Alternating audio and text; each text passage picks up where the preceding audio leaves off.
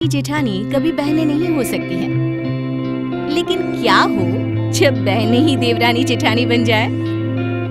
रीना और शीना के घर उन्हें लड़के वाले देखने आते हैं। होने वाली सास कहती है, मुझे तो आपकी दोनों ही बेटियां पसंद है भाई। हम तो चाहेंगे चट मंगनी पट ब्याह हो जाए। पैसे की कमी है नहीं हम लोगों के पास, तो जैसा करेंगे आप लोग हम खुशी खुशी स्वीकार लेंगे। अच्छा, इजाजत दीजिए। ससुराल वालों के जाने के बाद शीना कहती है, ये क्या बात हुई? क्या एक के साथ एक फ्री का ऑफर चल रहा है? अरे तो लड़का अच्छा ही है ना, फिर शादी भी तो करनी है तो यही कर ले। अरे मजे आएंगे, दोनों बहनें साथ साथ रहेंगे। हाँ, लड़के तो दोनों ही अच्छे हैं, कमा खा रहे हैं, माँ भी सीधी है, पैसे वाले भी है। और क्या, इसी शहर में मेरी दोनों बेटियां रहेंगी तो अच्छा होगा। कम से कम हम लोगों के लिए आ तो जाएंगे जब बुलाए तब।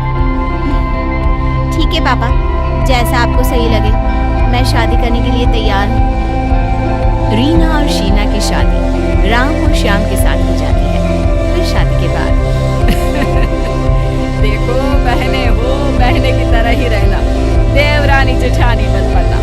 मैं घर में कोई लड़ाई झगड़ा नहीं चाहती। शीना जो बोलने में थोड़ी तेज थी, वो सास से कहती है, हम दोनों बहनें में कभी लड़ाई हुई भी नहीं है, और हाँ, कोशिश भी ना करना सास बनकर लड़ाई करवाने की। बहुत बुढ़ियाओं को देखा है मैंने, कोई काम होता नहीं तो बस बहुओं को लड़वाती रहती है। सास जो खुद 4 हाथ आगे थी, अरे पंगा ना ले छोटी बहू, कायदे की बात समझा रही थी। फालतू की सोच रखकर ससुराल में नहीं रह पाओगी। शीना माँ जी ठीक बोल रही है ना, वो बड़ी हैं, जो बोल रही हैं समझ लो, बस बहस क्यों। शीना को गुस्सा आ जाता है। कल तक माँ बाप के आगे जो बहन समझाती थी वो तो समझ में आ जाता था, तब तो रीना उसे बड़ी बहन लगती थी, लेकिन सास के आगे समझाना शीना को गवारा न था। बस दीदी, आप ज्यादा इनकी साइड ना ले, पता है ना सास किसी की सगी नहीं होती, कल को हम बहनों का रिश्ता खराब कर देंगी ये। रीना को शीना पर गुस्सा आ जाता है और वो उसे डांट कर अंदर भेज देती है। शीना के जाने के बाद रीना सास से कहती है, वो क्या है ना, बच्ची है, मम्मी पापा और मैंने सभी ने उसे सर पर चढ़ा रखा था, लेकिन आप ना उसकी बात का बुरा ना माने, मैं समझा दूंगी उसे। समझा देना, कायदे से रहेगी तो फायदे में रहेगी। बिना बात के लड़ना ना मुझे आता है ना मैं चाहती हूँ। दीदी मैंने इडली बनाई है, आइए खाते हैं। जीजू को भी बुला लो ना, मेरे कमरे में आ जाओ, मैंने वहीं लगा दिया है। और मैं क्या नहीं खाऊंगी? शीना को सास पर गुस्सा तो था ही। हाँ, क्यों नहीं खाएंगी, आप तो पहले खाएंगी। रख दिया है आपके लिए मैंने डाइनिंग टेबल पर, खा लीजिए जाकर। चारों कमरे में खाने चले जाते हैं और सास बाहर अकेली बैठी होती है। एक रोज फिर, दीदी मैंने 4 टिकट करवाई है फिल्म की, जीजू को बोल देना शाम को जल्दी आ जाए, और हाँ, खाना भी चारों बाहर ही खाएंगे। सास वहीं खड़ी होती है। शीना उन्हें देखती है और गंदी सी स्माइल देकर चली जाती है। तो ये पंगा ले रही है मुझसे, जानती नहीं है ना मुझे। मैं अपनी पे आ जाऊं तो इसे कहीं का ना छोड़ूं। अब क्या था, शाम को जब सारे तैयार हो जाते हैं, हम तो चले घूमने, आप भी टीवी में रामायण लगाकर बैठ जाओ, और हाँ, सुबह का खाना पड़ा है, गरम कर लेना, हम लोग बाहर से खा कर आने वाले हैं। शीना जैसे ही बाहर निकलने वाली होती है, सास धीरे से शीना की साड़ी को पास के कील में फंसा देती है और आवाज आती है, फटी साड़ी पहनकर जाओगी? अरे जाओ, शक्ल तो वैसे भी भिखारी जैसी है ही, फटे कपड़े देखेंगे तो लोग जमकर पैसा देंगे। शीना को सास पर गुस्सा आ जाता है। वो जवाब देने ही वाली होती है कि अरे मुझसे बहस करने से अच्छा है कि जाकर साड़ी बदल लो, कहीं फिल्म ना छूट जाए। अरे शीना जल्दी करो ना। रीना बेटा तुम लोग निकलो, वैसे भी तुम लोगों को अलग अलग बाइक से जाना है तो वो बाद में ज्वाइन कर लेंगे। हाँ माँ सही बोल रही है, चलो रीना।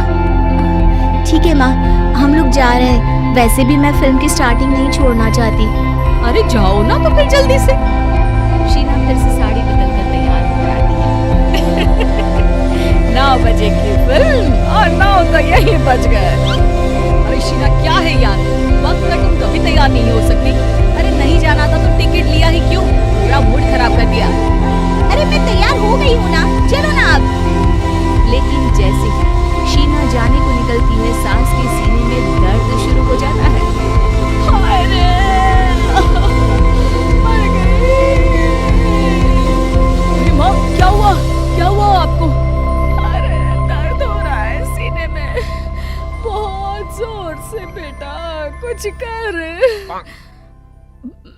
मैं डॉक्टर को फोन करता हूँ, वो आ जाएंगे तो अच्छे से चेकअप भी हो जाएगा तुम्हारा।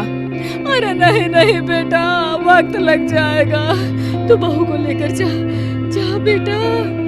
हाँ माँ सही तो बोल रही हैं, चलो ना जल्दी वरना फिल्म छूट जाएगी। ये सुनते ही शीना का पति जोर से शीना पर चिल्ला उठता है, पागल हो गई हो, समझ में नहीं आता या दिख नहीं रहा? मेरी माँ की तबीयत बिगड़ रही है और मैं माँ को छोड़कर पिक्चर देखूं? वाह जी वाह, जाओ जाकर खाना बनाओ, मैं डॉक्टर को बुलाता हूँ। बेटा जैसे ही बाहर जाता है जाओ जाओ खाना बनाओ, और हाँ सिर्फ मेरे और मेरे बेटे के लिए ही बनाना। तू तो वो सुबह का जो खाना बचा है ना, उसी को गर्म कर लेना। शीना समझ जाती है कि ये सारी सास की चाल थी। शर्म नहीं आती बेटे को परेशान करते? मैं कहाँ परेशान कर रही हूँ, अरे मैं तो आराम ही करवा रही हूँ। सारा दिन दफ्तर में थक गया था तो रात को आराम करेगा। और रुक जरा, अपनी बड़ी बहू को बोल दूँ कि खाना खा कर ही आए। वो क्या है ना, बहुत नेक है मेरी बड़ी बहू, उसी ने तो मुझे तुम्हारा असली रूप दिखाया, वरना मुझे तो तुम बड़ी अच्छी लगती थी। शीना को अब रीना पर भी गुस्सा आने लगता है, और जैसे ही रीना पति के साथ घर आती है, शीना का गुस्सा बहन पर फूट पड़ता है। शर्म आनी चाहिए थी दीदी जीजू आप लोगों को। अरे जब हम नहीं आए तो आप ही तो वापस आ जाते, लेकिन पैसे बर्बाद हो जाते उसका क्या? तूने ही तो किया था ना सारा अरेंजमेंट। शीना को समझ में नहीं आता कि वो सबके सामने क्या बोली जा रही है। वो तो मैं इस बुढ़िया को सबक सिखाने के लिए कर रही थी, लेकिन ये तो झूठी गेम खेल गई मेरे साथ। रीना शीना को एक थप्पड़ लगा देती है। शीना, ऐसी भाषा बोलकर तुम मम्मी पापा का अपमान कर रही हो, और कोई सास से ऐसे बात करता है क्या? मुझे नहीं पता था शीना कि तुम इतनी गंदी हो। सभी शीना से नाराज होकर चले जाते हैं। रह जाती है तो सिर्फ सास और शीना। देख शीना, रो मत, मैंने तो उस दिन सिर्फ यही कहा था कि बहन बनकर रहना, उस पर तूने मेरी कितनी बेइज्जती की थी।